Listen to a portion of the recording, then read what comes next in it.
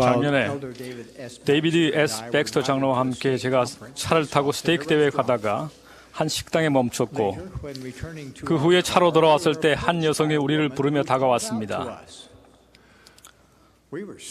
우리는 그녀의 모습에 깜짝 놀랐습니다. 그녀는 점잖게 말해서 극단적인 차림을 하고 있었습니다. 그녀는 우리가 교회의 장로들인지를 물어왔습니다. 우리는 그렇다고 대답했습니다. 그녀는 스스럼 없이 죄의 늪에 빠졌던 자신의 비극적인 삶에 대해서 이야기해 주었습니다. 이제 겨우 28살인 그녀는 비참한 지경에 놓여 있었고 더 이상 살 가치가 없다고 느꼈습니다. 이야기를 하면서 그녀의 영혼의 아름다움이 드러나기 시작했습니다. 눈물로 간청하며 그녀는 자신에게 어떠한 희망이 있는지, 절망의 구덩이 속에서 빠져나오는 방법이 있는지 물었습니다. 우리는 예라고 대답했습니다. 희망은 있습니다. 희망은 회개로 연결됩니다. 자매님은 변할 수 있습니다. 그리스도에게로 나와 그분 안에서 온전하게 될 수 있습니다. 우리는 그녀에게 미루지 말라고 당부했습니다. 그녀는 겸손한 자세로 흐느껴 울었고 진심으로 우리에게 감사를 표했습니다. 백스터 장로와 저는 차를 타고 가면서 그 경험에 대해 깊이 생각해 보았습니다. 우리는 아론이 절망에 빠진 한 영혼에게 주었던 권고를 생각해냈습니다. 그는 이렇게 말했습니다. 왕이 왕의 모든 죄를 회개하고 하나님 앞에 절하며 신앙으로 그의 이름을 부를진대 왕이 원하시는 소망을 받게 되시리이다. 이제 연차대회 이 마지막 모임에서 저는 회개에 관해 말씀을 드리려 합니다. 제가 회개에 관한 말씀을 드리는 것은 주님께서 그분의 종들에게 모든 백성들에게 회개를 외치라고 명하셨기 때문입니다. 주님께서는 그분의 자녀들에게 기쁨을 가져다 주기 위해 그분의 복음을 회복하셨으며 회개는 이 복음의 필수적인 요소입니다. 회개의 교리는 복음 그 자체만큼이나 오래되었습니다. 창세기 6장에서 요한계시록 7장까지 성경은 회개를 가르치고 있습니다. 예수 그리스도께서 그분의 지상 성역을 하시는 동안 전하신 가르침에는 이러한 경고도 포함되어 있습니다. 하나님의 나라가 가까이 왔으니 회개하고 복음을 믿으라. 만일 회개하지 아니하면 다 이와 같이 망하리라.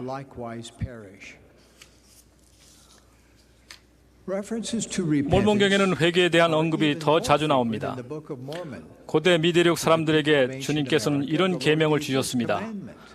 거듭 내가 너희에게 이르노니 너희는 반드시 회개하고 나의 이름으로 침례를 받고 어린아이와 같이 되어야 하나니 그렇지 않고서는 너희가 결단코 하나님의 나라를 기업으로 얻을 수 없느니라. 복음의 회복과 함께 우리 구주께서는 다시 한번 이 교리를 강조하셨습니다. 회개라는 단어는 교리와 성약 총 138편 중 47편에 걸쳐 나옵니다.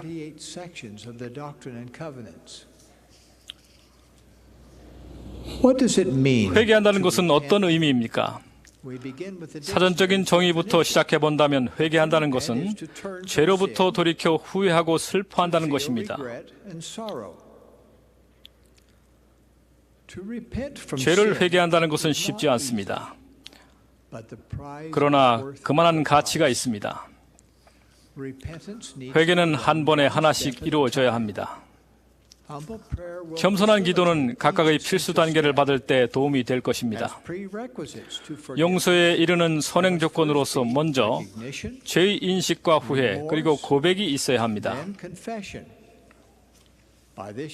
사람이 자기 죄를 회개하는지는 이로써 너희가 알 수 있나니 보라 그는 자기 죄를 고백하며 그것을 버리리라. 고백은 부당한 취급을 받은 당사자에게 해야 합니다. 고백은 진실되어야 하며 정확하게 밝혀진 후에 단순히 죄를 시인하는 것이 아닙니다. 만일 여러 사람이 상처를 받았다면 그 고백은 그 사람들 모두에게 해야 합니다. 교회 회원으로서의 합당성이나 권리에 영향을 미칠 수 있는 행위는 주님께서 이스라엘의 보통 판사로 부르신 감독에게 즉시 고백해야 합니다. 다음 단계는 보상으로 가능한 경우 손상된 것을 회복시키는 것입니다. 그런 다음에는 마음의 뜻을 다해 회개하기 위해 더 잘 행하겠다는 결심과 죄를 되풀이하지 않는 단계에 이릅니다. 예수 그리스도의 속죄로 값이 치러진 덕분에 완전한 용서가 회개하고 죄에서 자유로운 이들에게 주어집니다. 회개한 영혼에 대해 이사야는 이렇게 말했습니다. 너희 죄가 주홍 같을지라도 눈과 같이 휘어질 것이요 진홍같이 붉을지라도 양털같이 희게 되리라. 회개에 관한 주님의 절대적인 요구는 계류성약 19편에서 다음 구절을 읽을 때 분명해집니다. 내가 내게 회개하기를 명하노니 회개하라. 회개하지 아니하면 두렵건대 내 입의 막대기로 또 나의 진노로 또 나의 분노로 너를 쳐서 내 고난이 극심할까 하노라. 얼마나 극심한지 너는 알지 못하며 얼마나 격렬한지 너는 알지 못하나니 참으로 얼마나 견디기 힘든지 너는 알지 못하느니라. But if they would not repent, they must suffer even as I. While the Lord insists on our 이는 보라, 만일 그들이 회개하면 고난을 겪지 않게 하려고 나 하나님이 모두를 위하여 이런 일을 겪었음이니라. 그러나 만일 그들이 회개하지 아니할진대 나는 그들은 나처럼 고난을 겪어야만 하나니.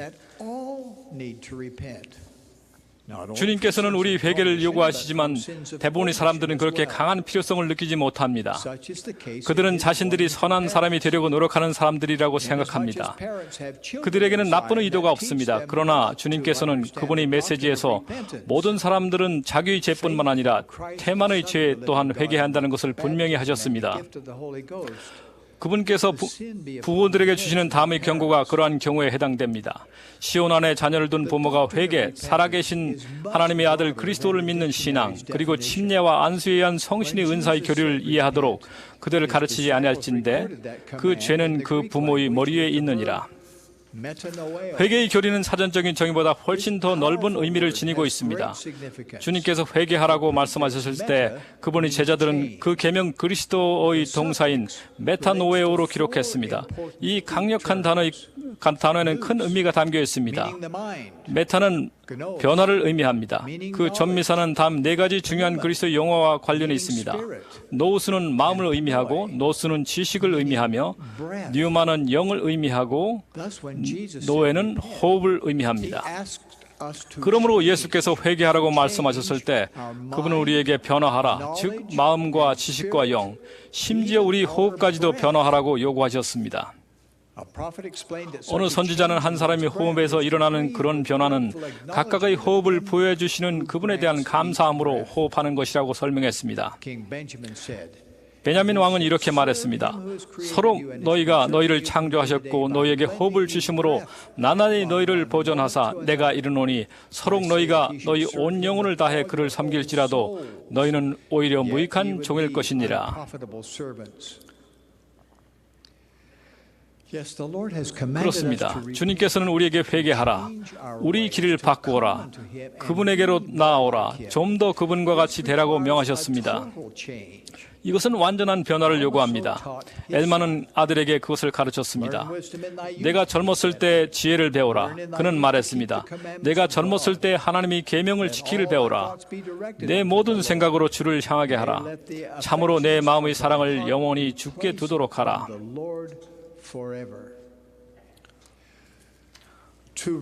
완전히 회개한다는 것은 주 예수 그리스도와 그분의 거룩한 사업으로 완전히 개심하는 것입니다. 엘마는 이 개념을 다음과 같은 질문을 던지면서 가르쳤습니다.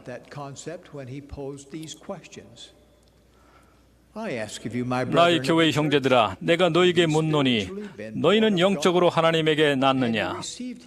너희는 너희 얼굴에 그의 형상을 지녀 보았느냐? 너희는 너희 마음에 이 크나큰 변화를 경험하였느냐? 그러한 변화는 우리가 거듭나고 개심하여 우리 행로를 하나님의 왕국으로 초점을 맞출 때 일어납니다. 회개 열매는 달콤합니다. 회개하여 개심한 이들은 회복된 복음의 진리가 자신의 생각과 행위를 다스리고 자신의 습관을 형성시키고 자신의 인격을 연마시킴을 알게 됩니다. 그들은 좀 더 내구력 있게 되어 모든 경건하지 않은 모든 것을 거부할 수 있습니다. 더욱이 억제되지 않은 욕구, 외설물이나 해로운 약물의 중독, 억제할 수 없는 격정 유욕, 그리고 그릇된 자만심은 주님에게로의 완전한 계심과 그분에게 봉사하고 그분의 모범을 따르는 결심과 함께 줄어듭니다.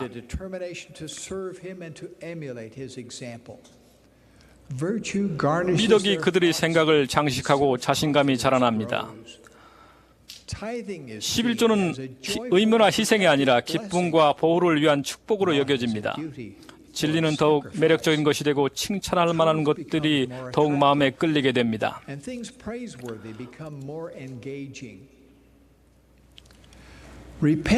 회개는 영적인 성장을 위한 주님의 식이요법입니다. 베냐민 왕은 이렇게 설명했습니다. 성령의 이끄심을 따르며 육에 속한 사람을 버리고 주 그리스도의 속죄를 통하여 성도가 되며 어린아이와 같이 되고 유순, 온유, 겸손, 인내하며 사랑이 충만하게 되어 주께서 합당하게 여겨 그에게 내리시는 모든 것에 기꺼이 복종하고자 하기를 아이가 참으로 그 아버지에게 복종함 같이 하지 아니하는 한 육에 속한 사람은 하나님의 적이라. 아담의 타락 때부터 그리하였고 영원토록 그러야 할 것임입니다. 형제자매 여러분, 이것은 계심을 의미합니다. 회개는 계심입니다. 회개하는 영혼은 계심된 영혼이며 계심된 영혼은 회개한 영혼입니다.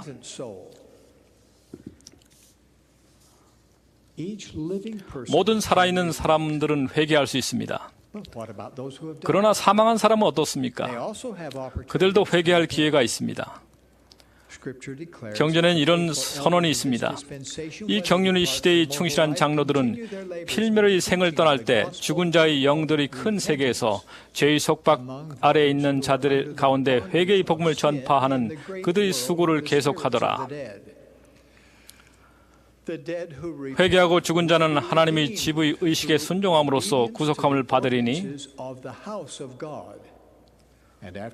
그들이 자기의 범법에 대한 형벌을 치르고 깨끗이 씻음을 받은 후에 자기들의 행위에 따라 상을 받으리라. 선지자 조셉 스미스는 더 나아가서 이런 내용을 밝혀주었습니다. 아버지와 자녀 간에 일종의 굳게 매는 연결이 없으면 땅은 저주로 치심을 당하리라.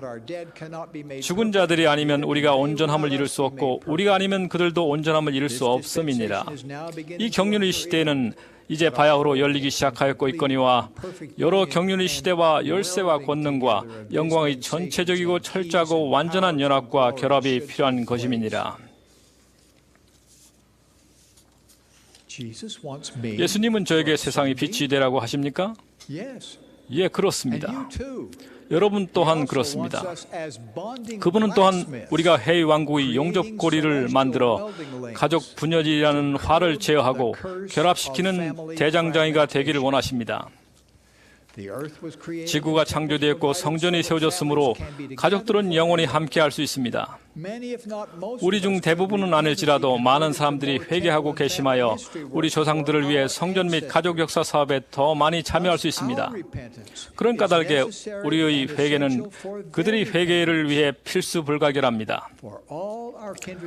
우리 모든 사망한 친족들을 위해 죄의 늪에 빠진 그 28살의 여성에게 그리고 우리 각자에게 저는 회개라는 달콤한 축복이 가능한 것임을 선언합니다.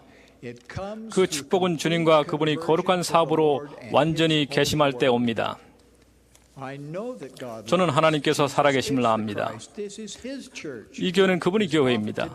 오늘날 그분의 선지자는 고든비 힌클리 회장님임을 간증드리며 예수 그리스도의 이름으로 말씀드립니다. 아멘.